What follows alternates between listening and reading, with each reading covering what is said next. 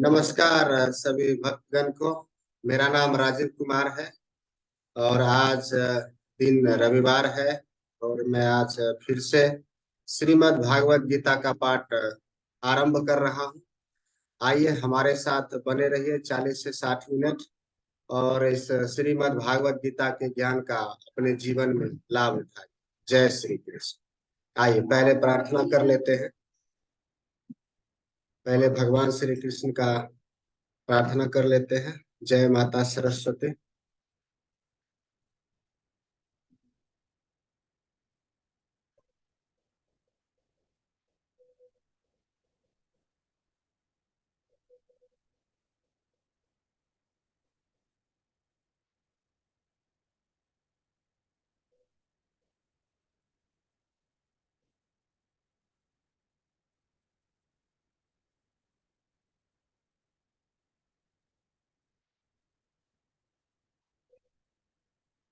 जय माता सरस्वती।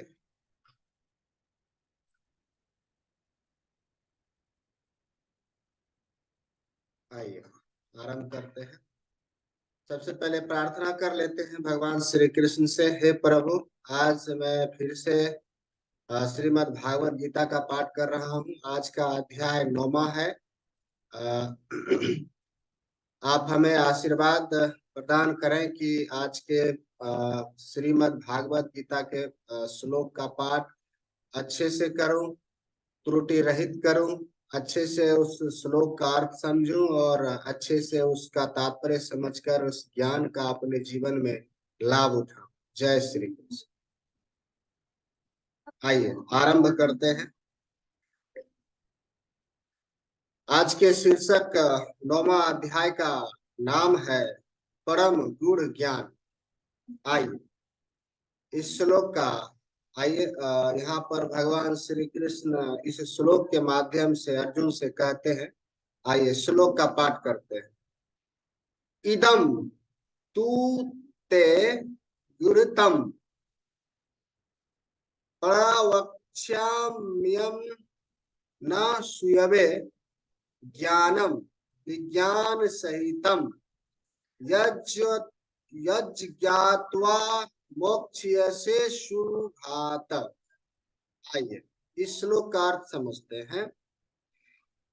यहाँ पर श्री भगवान ने कहा, हे अर्जुन, चूंकि तुम मुझसे कभी ईर्ष्या नहीं करते, इसीलिए मैं तुम्हें यह परम गुण ज्ञान तथा अनुभूति बतलाऊंगा, जिसे जानकर तुम सारे संसार के क्षमा कीजिएगा, जिसे जानकर तुम संसार के सारे कलेशों से मुक्त हो जाओगे।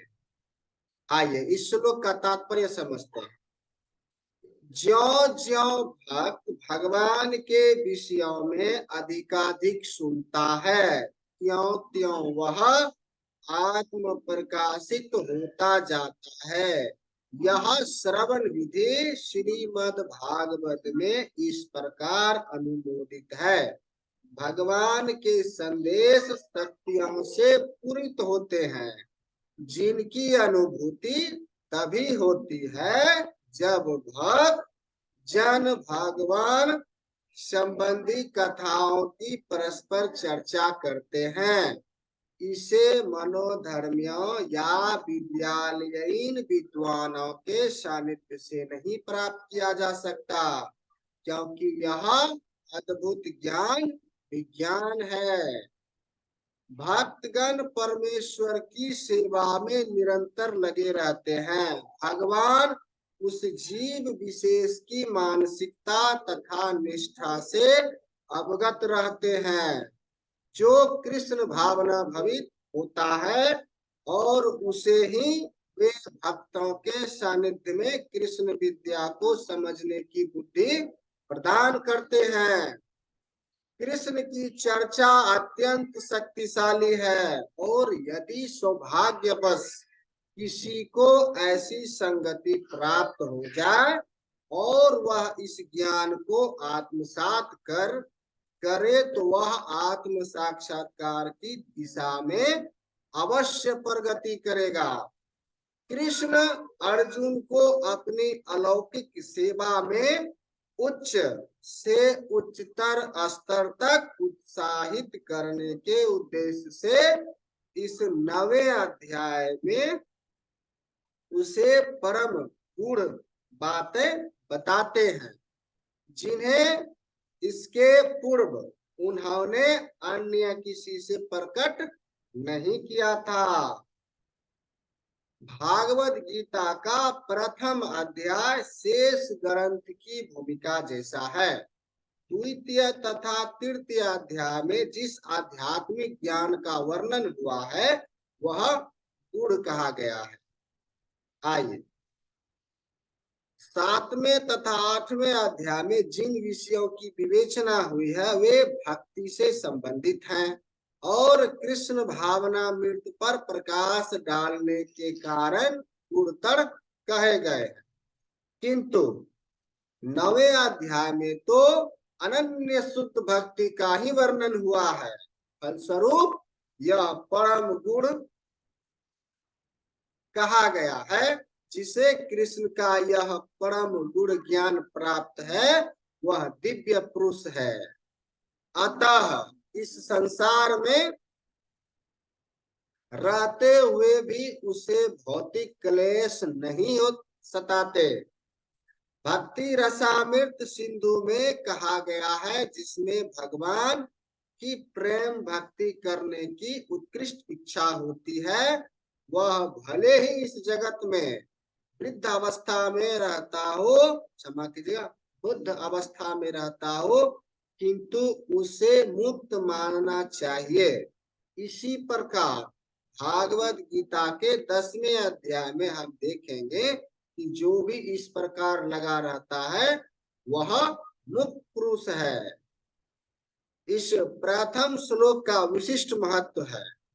इदम ज्ञानम, यह ज्ञान शब्द शुद्ध भक्ति के घोतक हैं, जो 9 प्रकार की होती है। श्रवण, कीर्तन, स्मरण, पाद सेवन, अर्चन, वंदन, दास्य, साख्य तथा आत्मसमर्पण।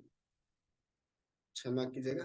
भक्ति के इन 9 तत्वों का अभ्यास करने से मनुष्य आध्यात्मिक चेतना तथा, क्षमा कीजिएगा, अथवा कृष्ण भावना में तक उठ पाता है। इस प्रकार जब मनुष्य का हृदय भौतिक कलमश से शुद्ध हो जाता है तो वह कृष्ण विद्या को समझ सकता है। केवल यह जान लेना कि जीव भौतिक नहीं है पर्याप्त नहीं होता। यह तो आत्म अनुभूति का शुभारंभ होता है, क्षमा कीजिएगा, हो सकता है, किंतु उस मनुष्य को शरीर के कार्यों तथा उस भक्त के आध्यात्मिक कार्यों के अंतर को समझना होगा। जो यह जानता है वह शरीर नहीं है। 7वें अध्याय में भगवान की ऐश्वर्यमयी शक्ति, उनका विभिन्न शक्तियों, परा तथा अपरा तथा इस भौतिक जगत का वर्णन किया जा चुका है। अब 9वें अध्याय में भगवान की महिमा का वर्णन किया जाएगा। इस श्लोक का अनसुए, क्षमा कीजिएगा, अनसुएब, क्षमा कीजिएगा, अनसुयवे शब्द भी अत्यंत महत्वपूर्ण है। सामान्यतः बड़े से बड़े विद्वान भाष्यकार भी भगवान कृष्ण से ईर्ष्या करते हैं। यहाँ तक कि बहुश्रुत विद्वान भी भागवत गीता के विषय में अशुद्ध व्याख्या करते हैं। चूंकि वे कृष्ण के प्रति ईर्ष्या रखते हैं, अतः उनकी टीकाएं व्यर्थ होती हैं। केवल कृष्ण भक्तों द्वारा की गई टीकाएं ही प्रमाणिक हैं। कोई भी ऐसा व्यक्ति जो कृष्ण के प्रति ईर्ष्यालु है ना तो भागवत गीता की व्याख्या कर सकता है, ना पूर्ण ज्ञान प्रदान कर सकता है। जो व्यक्ति कृष्ण को जाने बिना उनके चरित्र की आलोचना करता है वह मूर्ख है। अतः ऐसी टीकाओं से सावधान रहना चाहिए। जो व्यक्ति यह समझता है कि कृष्ण भगवान हैं और शुद्ध तथा दिव्य पुरुष हैं, उनके लिए ये अध्याय लाभप्रद होंगे। आइए इस श्लोक एक अगले श्लोक का पाठ करते हैं। राज विद्या राजगुणम पवित्र मिदमुत्तमम प्रत्यक्षावागम धर्म्यम सुसुखम कातुर्मव्यम। आइए इस श्लोक का अर्थ समझते हैं। यह ज्ञान सब विद्याओं का राजा है, जो समस्त रहस्यों में सर्वाधिक गोपनीय है। यह परम शुद्ध है और चूंकि यह आत्मा की प्रत्यक्ष अनुभूति कराने वाला है, अतः यह धर्म का सिद्धांत है। यह अविनाशी है और अत्यंत सुख पूर्वक संपन्न किया जाता है। आइए इस श्लोक का तात्पर्य समझते हैं। भागवत गीता का यह अध्याय विद्याओं का राजा राज विद्या कहलाता है, क्योंकि यह पूर्ववर्ती व्याख्यायित समस्त सिद्धांत एवं दर्शनों का सार है। भारत के प्रमुख दार्शनिक गौतम, कनाद, कपिल, क्षमा कीजिए याज्ञवल्क्य, सांडिल्य तथा वैश्वानर, क्षमा कीजिए वैश्वानर हैं। सबसे अंत में व्यासदेव आते हैं, जो वेदांत सूत्र के लेखक हैं। अतः दर्शन या दिव्य ज्ञान के क्षेत्र में किसी प्रकार का अभाव नहीं है। अब भगवान कहते हैं कि यह नवम अध्याय ऐसे समस्त ज्ञान का राजा है। यह वेदाध्ययन से प्राप्त ज्ञान एवं विभिन्न दर्शनों का सार है। यह गूढ़तम है, क्योंकि गूढ़ या दिव्य ज्ञान में आत्मा तथा शरीर के अंतर को जाना जाता है। समस्त गूढ़ ज्ञान के इस राजा राज विद्या की प्रकाष्ठा है भक्ति योग। सामान्यतः लोग को इस गूढ़ ज्ञान की शिक्षा नहीं मिलती, उन्हें बाह्य शिक्षा दी जाती है। जहां तक सामान्य शिक्षा का संबंध है, उसमें राजनीति, समाजशास्त्र, भौतिकी, रसायन शास्त्र, गणित, ज्योतिर्विज्ञान, इंजीनियरिंग आदि में मनुष्य व्यस्त रहते हैं। विश्व भर में ज्ञान के अनेक विभाग हैं और अनेक बड़े बड़े विश्वविद्यालय हैं, किंतु दुर्भाग्यवश कोई ऐसा विश्वविद्यालय या शैक्षिक संस्थान नहीं है जहां आत्म विद्या की शिक्षा दी जाती है। फिर भी आत्मा शरीर का सबसे महत्वपूर्ण अंग है। आत्मा के बिना शरीर महत्वहीन है, तो भी लोग आत्मा की चिंता न करके जीवन की शारीरिक आवश्यकताओं को अधिक महत्व प्रदान करते हैं। भागवत गीता में द्वितीय अध्याय से ऐसे ही आत्मा की महत्ता पर बल दिया गया है। प्रारंभ में ही भगवान कहते हैं यह शरीर नाश्वर है और आत्मा अविनश्वर। अंतवंत इमे देहा नित्यस्योक्ताः शरीरनि, यानी ज्ञान का, क्षमा कीजिएगा, यही ज्ञान का गूढ़ अंश है। केवल यह जान लेना कि यह आत्मा शरीर से भिन्न है। यह निर्विकार, अविनाशी और नित्य है। इससे आत्मा के विषय में कोई सकारात्मक सूचना प्राप्त नहीं होती।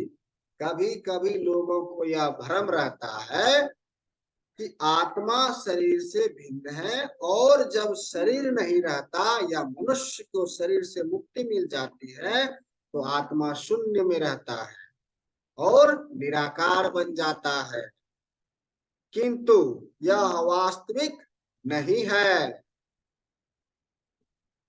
क्षमा कीजिएगा, किंतु यह वास्तविकता नहीं है।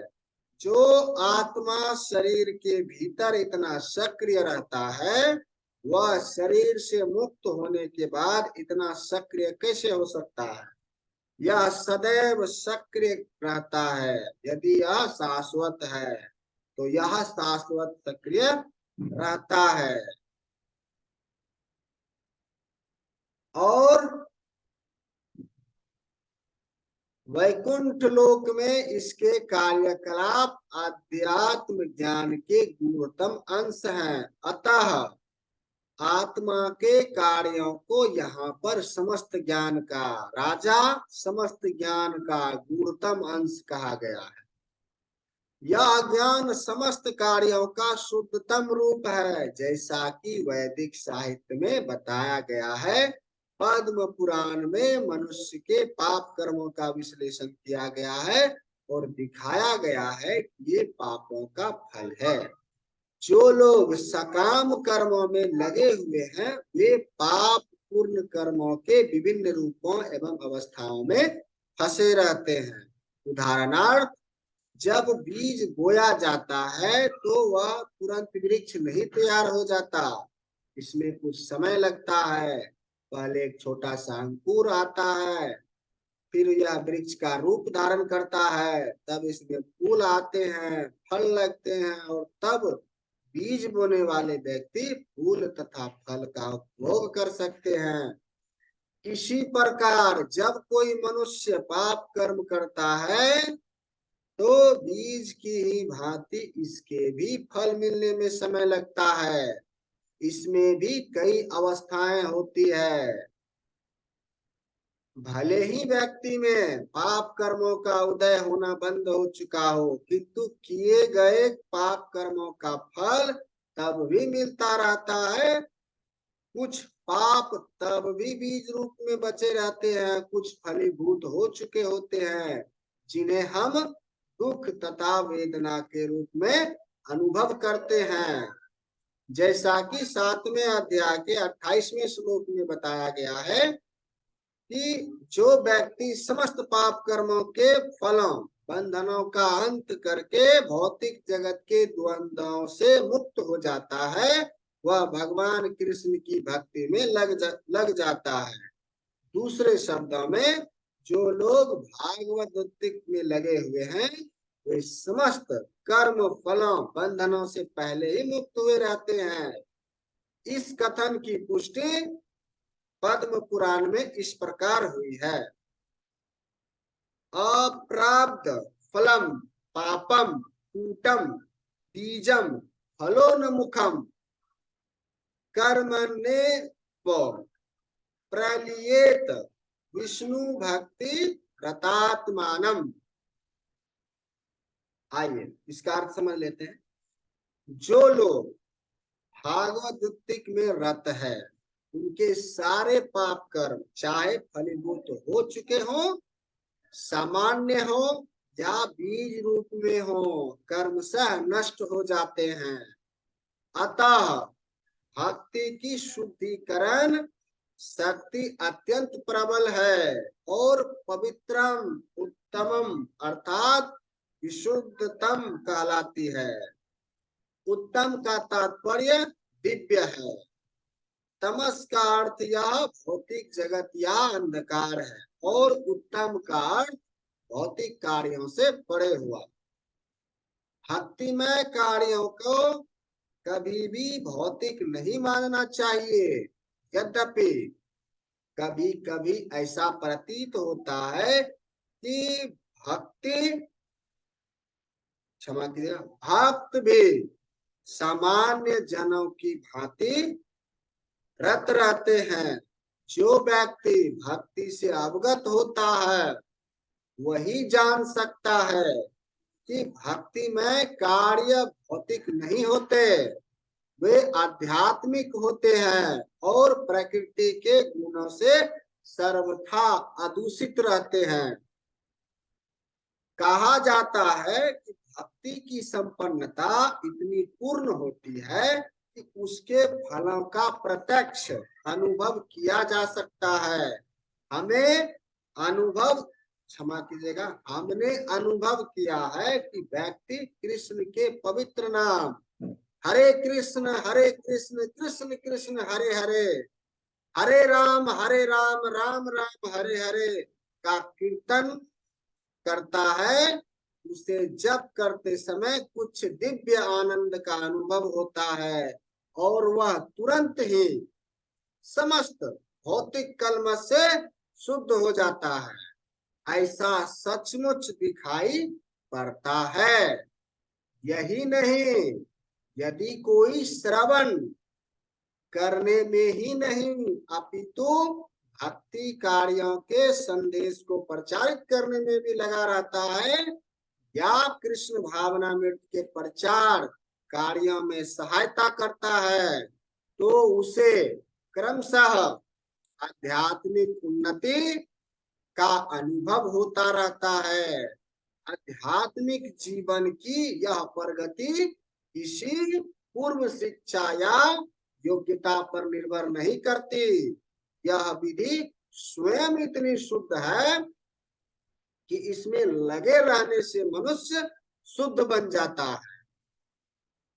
वेदांत सूत्र में भी इसका वर्णन का सच कर्मण्यभ्यासात् के रूप में हुआ है, जिसका अर्थ है कि भक्ति इतनी सामर्थ्य है कि भक्ति कार्यों में रत होने मात्र से बिना किसी संदेह के प्रकाश प्राप्त हो जाता है।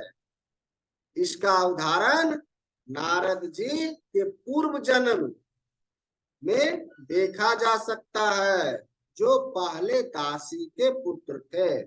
वे ना तो शिक्षित थे, ना ही राजकुल में उत्पन्न हुए थे, किंतु जब उनकी माता भक्तों की सेवा करती रहती थी, नारद भी सेवा करते थे और कभी कभी माता की अनुपस्थिति में भक्तों की सेवा स्वयं करते थे।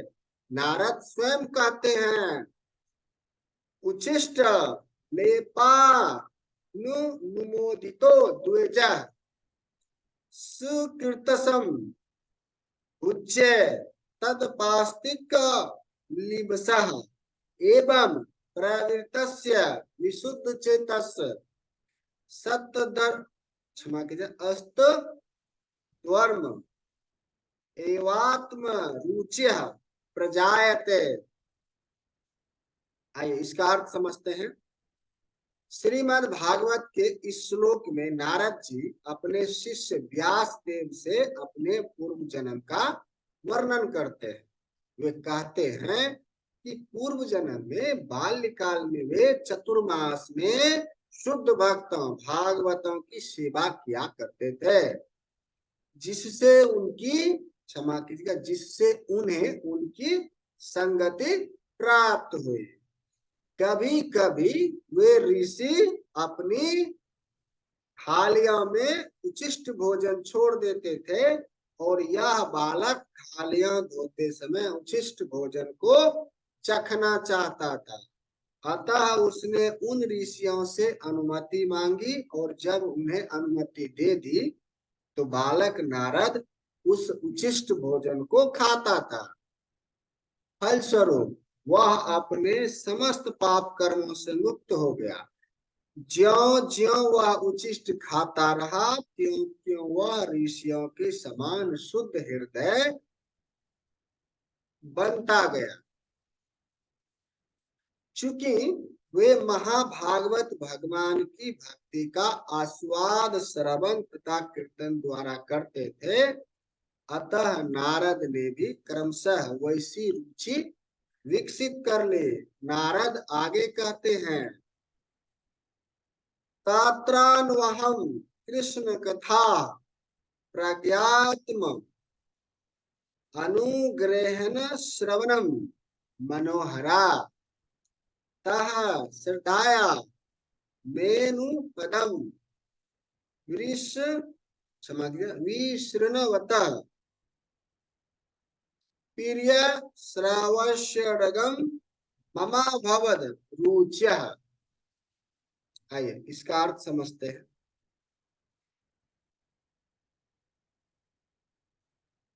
ऋषियों की संगति करने से नारद में भी भगवान की महिमा के श्रवण तथा कीर्तन की रुचि उत्पन्न हुई और उन्होंने भक्ति की तीव्र इच्छा विकसित की। अतः जैसा कि वेदांत सूत्र में कहा गया है, प्रकाशच्च कर्मण्यभ्यासात्, जो भागवत के कार्यों में केवल लगा रहता है उसे स्वतः सारी अनुभूति हो जाती है और वह सब समझने लगता है। इसी का नाम प्रत्यक्ष या अप्रत्यक्ष अनुभूति है। क्षमा कीजिएगा, धर्मर्यम शब्द का अर्थ है धर्म का पथ। नारद वास्तव में दासी पुत्र थे। उन्हें किसी पाठशाला में जाने का अवसर प्राप्त नहीं हुआ था। वे केवल माता के कार्यों में सहायता करते थे और सौभाग्यवश उनकी माता को भक्तों के सेवा का योग प्राप्त हुआ था। बालक नारद को भी यह सुअवसर उपलब्ध हो सका कि वे भक्तों की संगति करने से ही समस्त धर्म के परिलक्ष्य को प्राप्त हो सके। यह लक्ष्य है भक्ति, जैसा कि श्रीमद् भागवत में कहा गया है। सवे पूषम परो धर्मो यतो भक्तिर्दोच्छजे। सामान्यतः धार्मिक व्यक्ति यह नहीं जानते कि धर्म का परम लक्ष्य भक्ति की प्राप्ति, जैसा कि हम पहले ही 8वें अध्याय के अंतिम श्लोक की व्याख्या करते हुए कह चुके हैं। वेदेषु यज्ञेषु तपस्सु चैव। सामान्यतः आत्मा साक्षात्कार के लिए वैदिक ज्ञान आवश्यक है, किंतु यहाँ पर नारद ना तो किसी गुरु के पास पाठशाला में गए थे, ना ही उन्हें वैदिक नियमों की शिक्षा मिली थी, तो भी उन्हें वैदिक अध्ययन के सर्वोच्च फल प्राप्त हो सके। यह विधि इतनी सशक्त है कि धार्मिक कृत्य किए बिना ही मनुष्य सिद्ध प्राप्ति को, क्षमा कीजिएगा, सिद्ध पद को प्राप्त होता है। यह कैसे संभव होता है, इसकी भी पुष्टि वैदिक साहित्य में मिलती है। आचार्यवान पुरुषो वेद। महान आचार्यों के संसर्ग में रहकर मनुष्य आत्म साक्षात्कार के लिए आवश्यक समस्त ज्ञान से अवगत हो जाता है, भले ही वह अशिक्षित हो या उसने वेदों का अध्ययन न किया हो। भक्ति योग अत्यंत सुखकर सुसुखम होता है। ऐसा क्यों? क्योंकि भक्ति में श्रवण कीर्तन विष्णु रहता है, जिससे मनुष्य भगवान की महिमा के कीर्तन को सुन सकता है। यह प्रामाणिक आचार्यों द्वारा दिए गए दिव्य ज्ञान के दार्शनिक भाषण सुन सकता है। मनुष्य केवल बैठे रहकर सीख सकता है। ईश्वर को अर्पित अच्छे स्वादिष्ट भोजन का उच्छिष्ट खा सकता है। प्रत्येक दशा में भक्ति सुखमय है। मनुष्य गरीबी की हालत में भी भक्ति कर सकता है। भगवान कहते हैं, पत्रम पुष्पम फलम त्वयम। वे भक्त से हर प्रकार के भेंट लेने को तैयार रहते हैं, चाहे पत्र हो, पुष्प हो, फूल हो या थोड़ा सा जल। जो कुछ भी संसार के किसी भी कोने में उपलब्ध है या किसी व्यक्ति द्वारा उसकी सामाजिक स्थिति पर विचार किए बिना अर्पित किए जाने पर भगवान को वह स्वीकार है, यदि उसे प्रेम पूर्वक चढ़ाया जाए। इतिहास में ऐसे अनेक उदाहरण प्राप्त हैं। भगवान के चरण कमलों पर चढ़े तुलसी दल का आस्वादन करके सनत कुमार जैसे मुनि महान भक्त बन गए। अतः भक्ति योग अति उत्तम है और इसे प्रसन्न मुद्रा में संपन्न किया जा सकता है।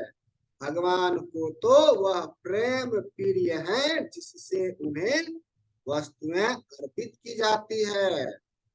यहाँ पर कहा गया है कि भक्ति शाश्वत है, यह वैसी नहीं है जैसा कि मायावादी चिंतक सधिकार कहते हैं।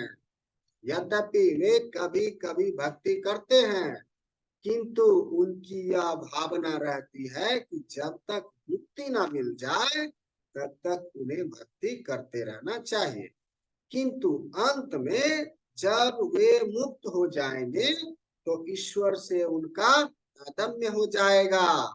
इस प्रकार की अस्थायी सीमित स्वस्वार्थ में भक्ति शुद्ध भक्ति नहीं मानी जा सकती। वास्तविक भक्ति तो मुक्ति के बाद भी बनी रहती है। जब भक्त भागवत धाम को जाता है तो वहां भी वह भगवान की सेवा में रत हो जाता है। वह भगवान से तदाकार नहीं होना चाहता, जैसा कि भागवत गीता में देखा जाएगा। वास्तविक भक्ति मुक्ति के बाद प्रारंभ होती है। मुक्त होने पर जब मनुष्य ब्रह्म पद पर स्थित होता है, ब्रह्मबोध, तो उसकी भक्ति प्रारंभ होती है। समा सर्वेषु भूतेषु मद भक्ति लभते पराम। कोई भी मनुष्य कर्म योग, ज्ञान योग, अष्टांग योग या अन्य योग करके भगवान को नहीं समझ सकता।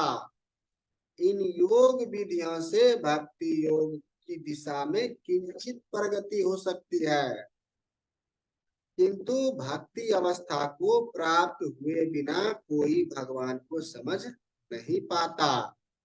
श्रीमद् भागवत में इसकी भी पुष्टि हुई है। जब मनुष्य भक्ति योग संपन्न करके विशेष रूप से किसी महात्मा से श्रीमद् भागवत या भागवत गीत सुनकर शुद्ध हो जाता है, तो वह कृष्ण विद्या या तत्व ज्ञान को समझ सकता है। एवं प्रसन्न मनसो भागवत तक योगता। जब मनुष्य का हृदय समस्त व्यर्थ की बातों से रहित हो जाता है तो वह समझ सकता है कि ईश्वर क्या है। इस प्रकार भक्ति योग या कृष्ण भावनामृत समस्त विद्याओं का राजा और समस्त गूढ़ ज्ञान का राजा है। यह धर्म का शुद्धतम रूप है और इसे बिना कठिनाई से सुख पूर्वक संपन्न किया जा सकता है। अतः मनुष्य को चाहिए कि इसे ग्रहण करे। आइए अगले श्लोक का पाठ करते हैं। अश्रद्धा धानः पुरुषा धर्मस्य परंतप अपर्याप्त मम निर्वर्तन्ते मृत्यु संसार वर्तमानी। आइए यहाँ पर भगवान श्री कृष्ण अर्जुन से कहते हैं इस श्लोक के माध्यम से, हे परंतप, जो लोग भक्ति में श्रद्धा नहीं रखते वे मुझे प्राप्त नहीं कर पाते। अतः वे इस भौतिक जगत में जन्म मृत्यु के मार्ग पर वापस आते रहते हैं। आइए इसका तात्पर्य समझते हैं।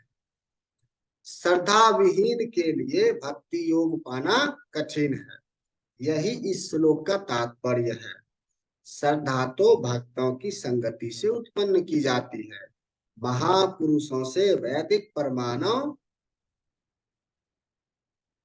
को सुनकर भी अभागे लोग ईश्वर में श्रद्धा नहीं रखते, वे झिझकते रहते हैं और भागवत तक में दृढ़ नहीं रहते। इस प्रकार कृष्ण भावना की प्रगति में श्रद्धा मुख्य है।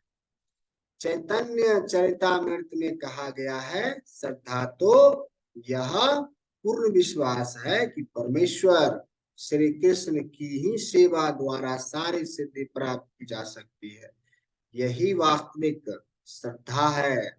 श्रीमद् भागवत में कहा गया है, यथा तरो मूल निषेचनेन तृप्यन्ते तस्कम तस्कंद भुजोपसखा प्राणो बहारच्च यथे निन्द्रियाणम तथैव सर्वहानम चयोत्तेजय। आइए इस श्लोक का अर्थ समझ लेते हैं।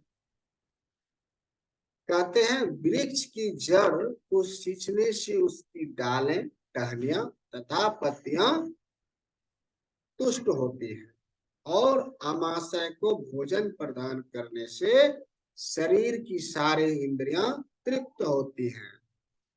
इसी प्रकार भगवान की दिव्य सेवा करने से सारे देवता का अन्य समस्त जीव स्वतः प्रसन्न होते हैं।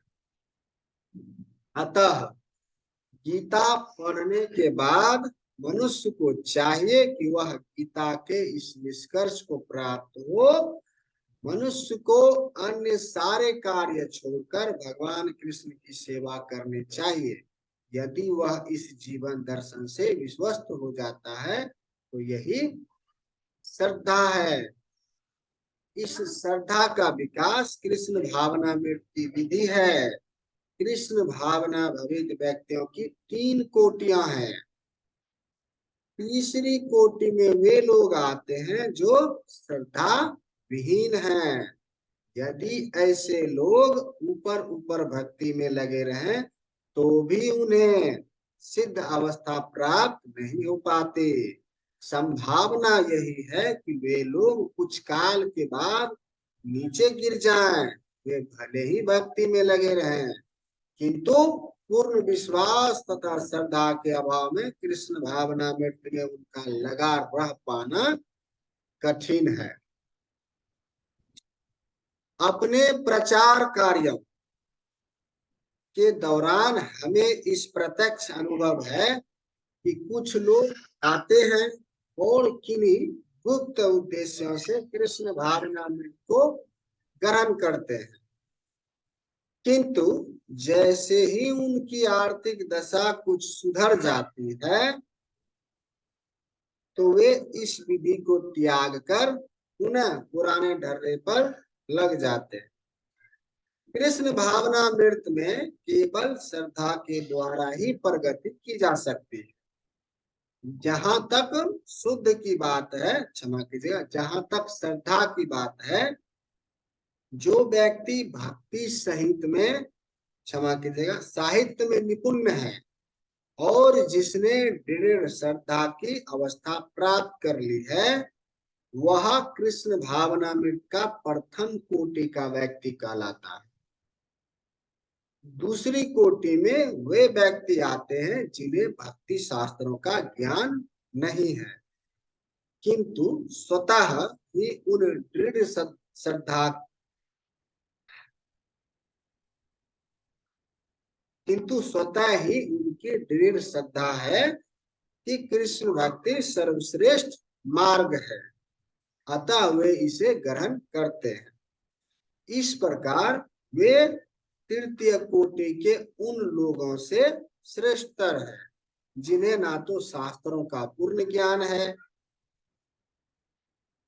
और ना ही श्रद्धा ही है, अपितु संगति तथा सरलता के द्वारा वे इसका पालन करते हैं। तृतीय कोटि के व्यक्ति कृष्ण भावनामृत से गुमराह हो जाते हैं या गुमराह हो सकते हैं, किंतु द्वितीय कोटि के व्यक्ति गुमराह नहीं होते। प्रथम कोटि के लोगों के गुमराह होने का प्रश्न ही नहीं उठता। प्रथम कोटि के व्यक्ति निश्चित रूप से प्रगति करके अंत में अभिष्ट फल प्राप्त करते हैं। तृतीय कोटि के व्यक्ति को यह श्रद्धा तो रहती है कि कृष्ण की भक्ति उत्तम होती है, किंतु भागवत तथा गीता जैसे शास्त्रों से उसे कृष्ण का पर्याप्त ज्ञान प्राप्त नहीं हो पाता। कभी कभी इस तृतीय कोटि के व्यक्तियों की प्रवृत्ति कर्म योग तथा ज्ञान योग की ओर रहती है, और कभी कभी वे विचलित होते रहते हैं, किंतु ज्यों ही उनसे ज्ञान तथा कर्म का संदूषण निकल जाता है, क्षमा कीजिए, किंतु ज्यों ही उनसे ज्ञान तथा कर्म योग का संदूषण निकल जाता है, वे कृष्ण भावना मृत की द्वितीय कोटि या प्रथम कोटि में प्रविष्ट होते हैं। कृष्ण के प्रति श्रद्धा भी तीन अवस्थाओं में विभाजित है, और श्रीमद् भागवत में इनका वर्णन है। भागवत के 11वें स्कंद में प्रथम, द्वितीय तथा तृतीय कोटि की आस्तिकता का भी वर्णन हुआ है। जो लोग कृष्ण के विषय में तथा भक्ति की श्रेष्ठता को सुनकर भी श्रद्धा नहीं रखते और यह सोचते हैं कि यह मात्र प्रशंसा है, उन्हें यह मार्ग अत्यंत कठिन जान पड़ता है। भले ही वे ऊपर से भक्ति में रत क्यों न हो, उन्हें सिद्धि प्राप्त होने की बहुत कम आशा है। इस प्रकार भक्ति करने के लिए श्रद्धा परम आवश्यक है। आइए एक और श्लोक का पाठ करते हैं। माया तत्मिदं सर्वा जग जगद व्यक्त मूर्तिना मतस्थानि सर्वभूतानि न चाहम तेष्व व्यवस्थितः, क्षमा कीजिए, तेषव वस्थितः। आइए इस श्लोक का अर्थ समझते हैं।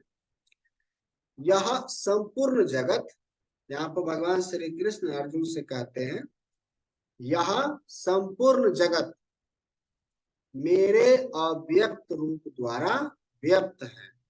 समस्त जीव मुझ में है, किंतु मैं उनमें नहीं हूं। आइए इसका तात्पर्य समझते हैं। भगवान की अनुभूति स्थूल इंद्रियों से नहीं हो पाती। कहा गया है कि अतः श्री कृष्णामति न भवेद ग्रहम मीनिंद्रये सेवोन्मुखे ही जिह्वादो स्वयमेव अस्फुटतः। यह बात भक्ति रसामृत सिंधु में कही गई। भगवान श्री कृष्ण के नाम, यश, लीलाओं आदि को भौतिक इंद्रियों से नहीं समझा जा सकता। जो समुचित निर्देशन से भक्ति में लगा रहता है, उसे ही भगवान का साक्षात्कार हो पाता है। ब्रह्म संहिता में कहा गया है, प्रेमाजन नु चरिता भक्ति विलोचनैन संतः सदैव हृदयेषु विलोकयन्ति। यदि किसी ने भगवान के प्रति दिव्य प्रेम अभिरुचि उत्पन्न कर ली है, वह सदैव अपने भीतर तथा बाहर भगवान गोविंद को देख सकता है। इस प्रकार वे सामान्य जनों के लिए दृश्य नहीं है। यहाँ पर कहा गया है कि यद्यपि भगवान सर्वव्यापी हैं और सर्वत्र उपस्थित रहते हैं, किंतु वे भौतिक इंद्रियों द्वारा अनुभव गम्य नहीं है। इसका संकेत अव्यक्त मूर्तिना शब्द द्वारा हुआ है। भले ही हम उन्हें न देख सकें, किंतु वास्तविकता तो यह है कि उन्हीं पर सब कुछ आश्रित है, जैसा कि 7वें अध्याय में बताया जा चुका है कि संपूर्ण दृश्य जगत उनकी दो विभिन्न शक्तियां, परा या आध्यात्मिक शक्ति तथा अपरा या भौतिक शक्ति का संयोग मात्र है। जिस प्रकार सूर्य प्रकाश संपूर्ण ब्रह्मांड में फैला रहता है, उसी प्रकार भगवान की शक्ति संपूर्ण सृष्टि में फैली है और सारी वस्तुएं उसी शक्ति पर टिकी है। फिर भी किसी को इस निष्कर्ष पर नहीं पहुंचना चाहिए कि सर्वत्र फैले रहने के कारण भगवान अपनी व्यक्तिगत सत्ता खो दी है। ऐसे तर्क का निराकरण करने के लिए ही भगवान कहते हैं, मैं सर्वत्र हूँ और प्रत्येक वस्तु मुझ में है, तो भी मैं पृथक हूँ।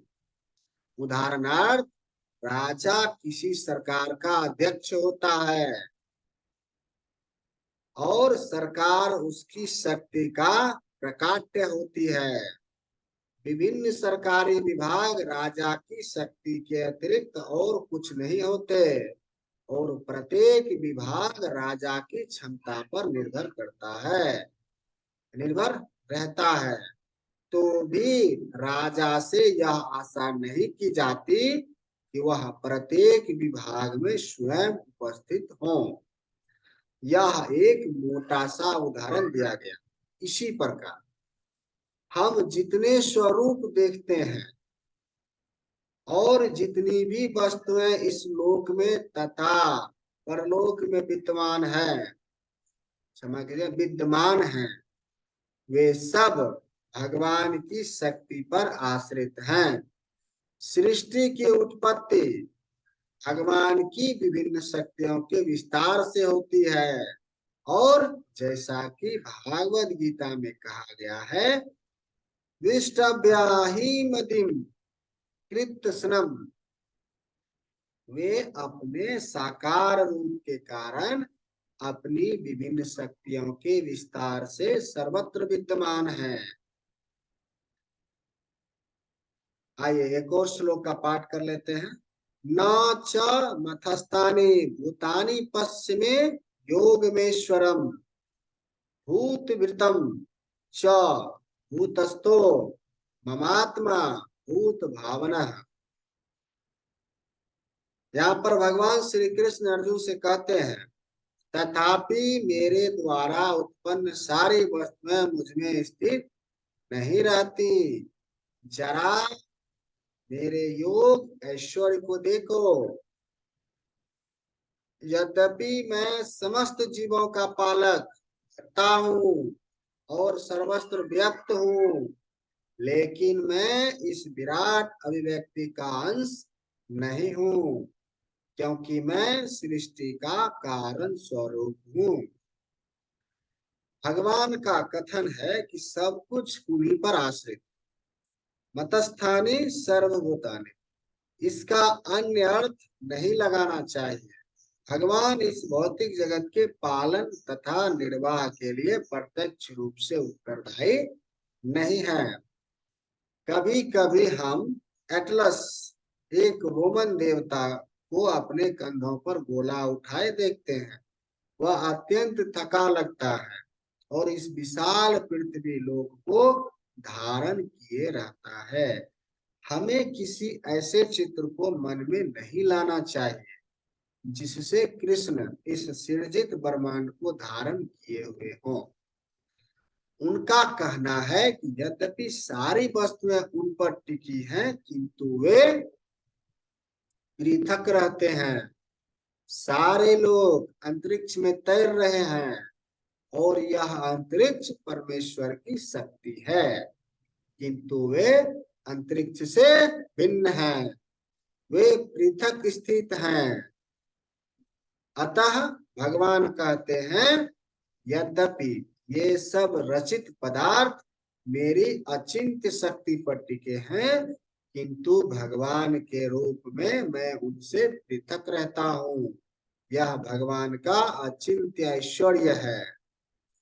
वैदिक कोश निरुक्ति में कहा गया है, यजुत्ते नैन दुर्गतेषु कार्येषु, परमेश्वर अपनी शक्ति का प्रदर्शन करते हुए अचिंत्य आश्चर्यजनक लीलाएं कर रहे हैं। उनका व्यक्तित्व विभिन्न शक्तियों से पूर्ण है और उनका संकल्प स्वयं एक तथ्य है। भगवान को इसी रूप में समझना चाहिए। हम कोई काम करना नहीं चाहते हैं तो उनके भी तो अनेक विघ्न आते हैं और कभी कभी हम जो चाहते हैं वह नहीं कर पाते। किंतु जब कृष्ण कोई कार्य करना चाहते हैं तो सब कुछ इतनी पूर्णता से संपन्न हो जाता है कि कोई सोच नहीं पाता यह सब कैसे हुआ। भगवान इसी तथ्य को समझाते हैं। यद्यपि वे समस्त सृष्टि के पालक तथा धारण करता है, किंतु वे इस सृष्टि का स्पर्श नहीं करते। केवल उनकी परम इच्छा से प्रत्येक वस्तु का सृजन, धारण, पालन एवं संहार होता है। उनके मन और स्वयं उनमें कोई भेद नहीं है, जैसा हमारे भौतिक मन में और स्वयं हम में भेद होता है, क्योंकि वे परमात्मा हैं। साथ ही वे प्रत्येक वस्तु में उपस्थित रहते हैं, किंतु सामान्य व्यक्ति यह नहीं समझ पाता कि वे साकार रूप में किस तरह उपस्थित हैं। वे भौतिक जगत से भिन्न है तो भी प्रत्येक वस्तु उन्हीं पर आश्रित है। यहाँ पर इसे ही योगम ऐश्वरम अर्थात भगवान की योग शक्ति कहा गया है। आइए एक और श्लोक का पाठ करते हैं। यथाकाश स्थितो नित्यम वायु सर्वत्र गो महानम तथा सर्वाणि भूतानि अतस्तानित्यपूधराय। आइए इस श्लोक का अर्थ समझते हैं। भगवान श्री कृष्ण अर्जुन से कहते हैं, जिस प्रकार सर्वत्र प्रवहमान प्रबल वायु सदैव आकाश में स्थित रहती है, उसी प्रकार समस्त उत्पन्न प्राणियों को मुझ में स्थित जानो। इसका तात्पर्य समझते हैं। सामान्य जन के लिए यह समझ पाना कठिन है कि इतनी विशाल सृष्टि भगवान पर किस प्रकार आश्रित है, किंतु भगवान उदाहरण प्रस्तुत करते हैं जिससे हमें समझने में सहायता मिले। आकाश हमारी कल्पना के लिए सबसे महान अभिव्यक्ति है और इसी आकाश में वायु विराट जगत की सबसे महान अभिव्यक्ति है। वायु की गति प्रत्येक वस्तु की गति प्रभावित होती है। क्षमा कीजिएगा, वायु की गति से प्रत्येक वस्तु की गति प्रभावित होती है, किंतु वायु महान होते हुए भी आकाश के अंतर्गत ही स्थित रहती है। वह आकाश से परे नहीं होती। इसी प्रकार समस्त विचित्र विराट अभिव्यक्तियों का अस्तित्व भगवान की परम इच्छा के फलस्वरूप है और वे सब इस परम इच्छा के अधीन हैं।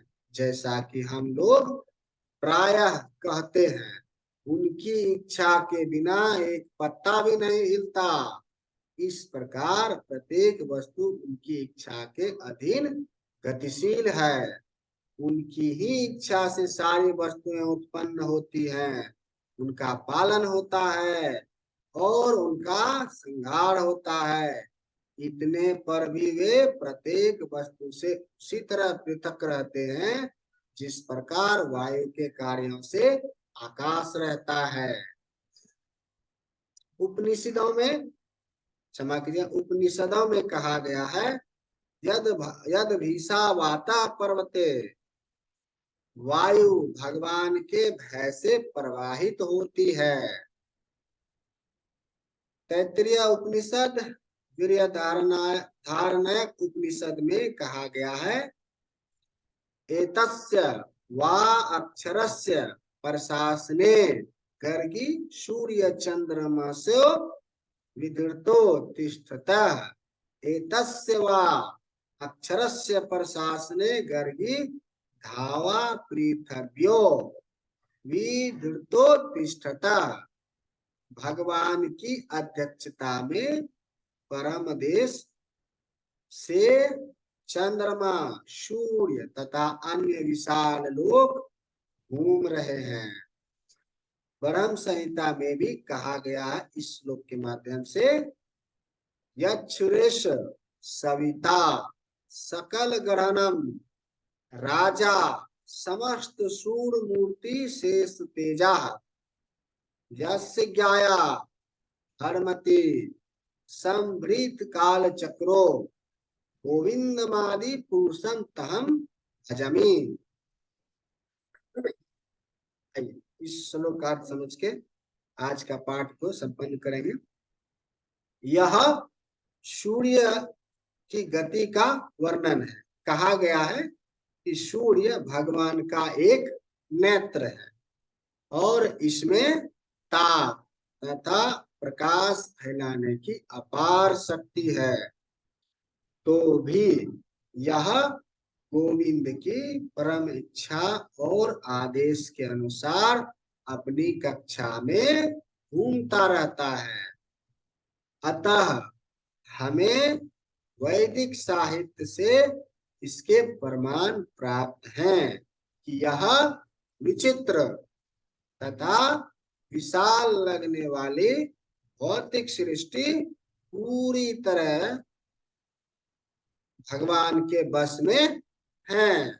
इसकी व्याख्या इसी अध्याय के अगले श्लोक में की गई है। आइए इस एक और श्लोक का पाठ कर लेते हैं। सर्वभूतानि कौन्तेय प्रकीर्तम यान्ति मामिकाम कल्पक्षये पुनस्तानि कल्पदो विसृजायाहम्। आइए इसमें भगवान श्री कृष्ण अर्जुन से कहते हैं, हे कुंती पुत्र, कल्प का अंत होने पर सारे प्राणी मेरे प्रकृति में प्रवेश करते हैं और अन्य कल्प के आरंभ होने पर मैं उन्हें अपनी शक्ति से पुनः उत्पन्न करता हूँ। आइए इस श्लोक का तात्पर्य समझते हैं। इस विराट भौतिक अभिव्यक्ति का सृजन, पालन तथा संहार पूर्णतया भगवान की परम इच्छा पर निर्भर कर है। कल्पक्षय का अर्थ है ब्रह्मा की मृत्यु होने पर। ब्रह्मा 100 वर्ष जीवित रहते हैं और उनका एक दिन हमारे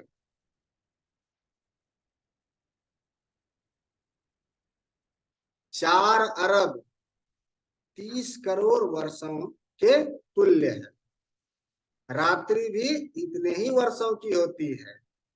ब्रह्मा के एक महीने में ऐसे 30 दिन तथा 30 रातें होती हैं और उनके एक वर्ष में ऐसे 12 महीने होते हैं। ऐसे 100 वर्ष के बाद जब ब्रह्मा की मृत्यु होती है तो प्रलय हो जाता है, जिसका अर्थ है भगवान द्वारा प्रकट शक्ति पुनः सिमट कर उन्हीं में चली जाती है। पुनः जब विराट जगत को प्रकट करने की आवश्यकता होती है तो उनकी इच्छा से सृष्टि उत्पन्न होती है। एक हम बहु श्याम, यद्यपि मैं अकेला हूं किंतु मैं अनेक हो जाऊंगा। यह वैदिक सूक्ति है। छांदोग्य उपनिषद में वे इस भौतिक शक्ति में अपना विस्तार करते हैं और सारे विराट अभिव्यक्ति पुनः घटित हो जाती है। आइए आज का पाठ का जो समापन यहीं पर करते हैं। आगे अगले दिन यहाँ से आगे का पाठ करेंगे। आइए उससे पहले भगवान का धन्यवाद कर लेते हैं। हे प्रभु श्री कृष्ण, आपने हमारी सहायता की श्रीमद् भागवत गीता के श्लोक का पाठ करने में, उसका अर्थ समझने में और उसका तात्पर्य समझने में। मैं आपका धन्यवाद करता हूँ और मैं आपसे आशीर्वाद मांगता हूँ कि आगे भी अच्छी तरह से श्रीमद् भागवत गीता के श्लोक का पाठ करूं, उसका तात्पर्य समझूं, अर्थ समझूं और अपने जीवन में इस ज्ञान का लाभ उठाऊं। जय श्री कृष्ण।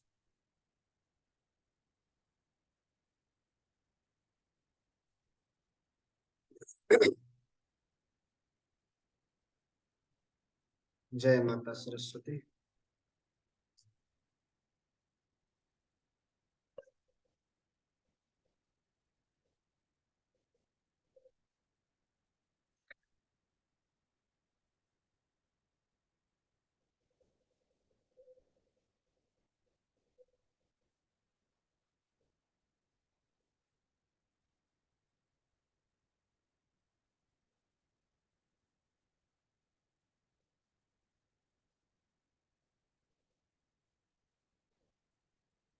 जय